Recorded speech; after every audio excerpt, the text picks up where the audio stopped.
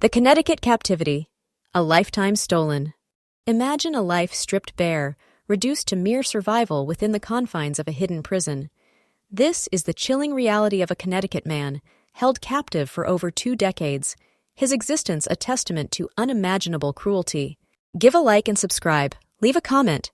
A seemingly ordinary house fire in Griswold, Connecticut, unveiled a horrifying secret.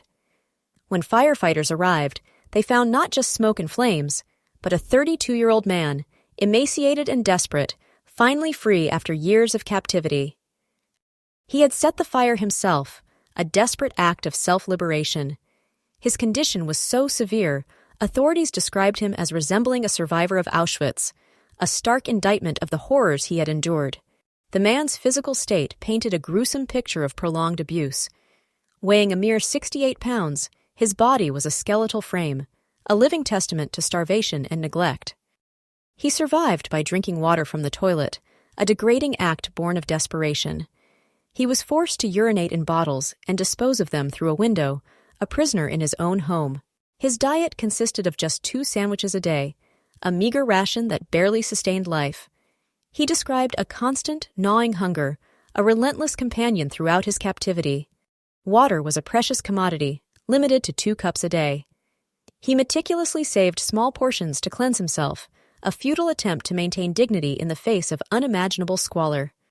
Without soap, he resorted to using men's cologne for hygiene, a poignant symbol of his longing for normalcy.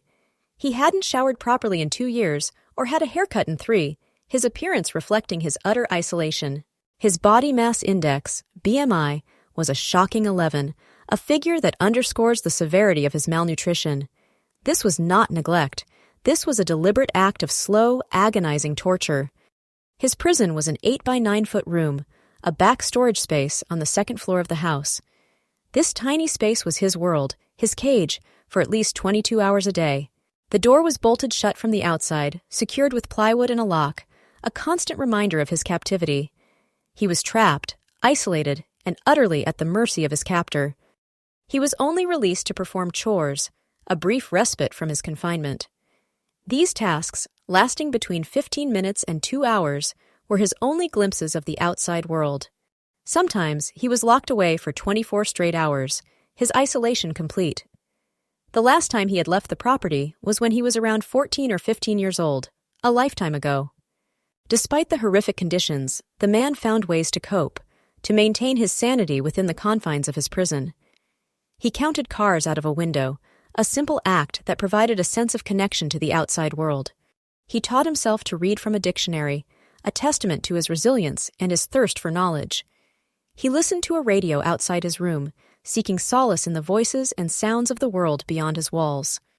Driven to the brink, he orchestrated his escape, setting the fire that would ultimately reveal his captivity. He used printer paper, hand sanitizer, and a lighter, simple tools that became instruments of liberation. He admitted to setting the fire, knowing that it was his only chance for freedom. This act of desperation was a calculated risk, a gamble for a life he had almost lost hope of reclaiming. The ensuing investigation uncovered the truth. Over 20 years of captivity, a lifetime stolen. Police found the plywood and lock on the door to his room, undeniable evidence of his imprisonment. Kimberly Sullivan, his stepmother, was arrested and charged with assault, kidnapping, unlawful restraint, cruelty, and reckless endangerment. The charges reflect the gravity of her alleged crimes, the systematic abuse and deprivation she inflicted upon her stepson. Sullivan was held on a $300,000 bond, a sum that reflects the seriousness of the charges against her. However, the legal battle is far from over, and the fight for justice has just begun.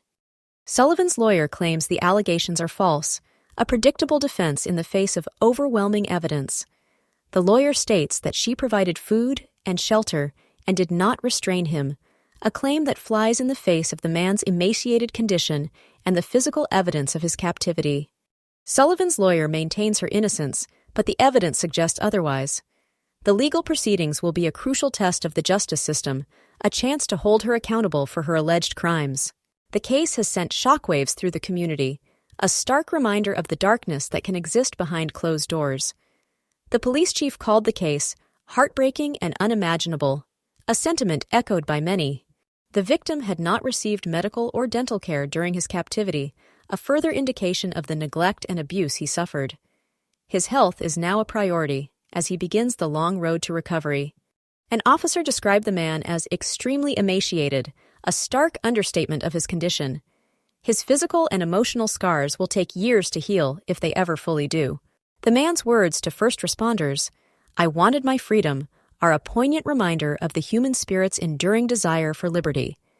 His story is a testament to the resilience of the human spirit, even in the face of unimaginable adversity. This case raises disturbing questions about the systems in place to protect vulnerable individuals. How could this level of abuse go undetected for so long?